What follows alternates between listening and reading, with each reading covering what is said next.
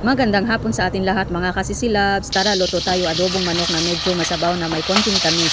Kayo ba mga kasisilab, mga ka-idol, trip nyo ba din ba yung medyo matamis-tamis na adobong manok? At alam nyo mga kasisilab, may iba't ibang klase kasi pagtimpla ng bawat isa sa pagluto ng adobong manok, diba? At isunod na natin paglagay ang ating chicken na manok at pagkatapos niyan, timplahan natin ng magic sarap. Ang magic sarap ay isa din nagpapasarap sa ating adobong manok.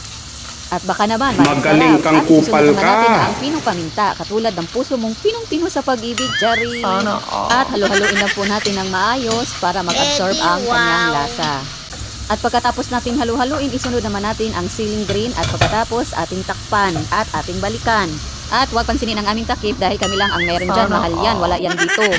At bago natin timplahan ng toyo at saka soka, lalagyan muna natin ng coke mga kasisilab ang ating adobong manok para manamis-tamis ang ating adobo.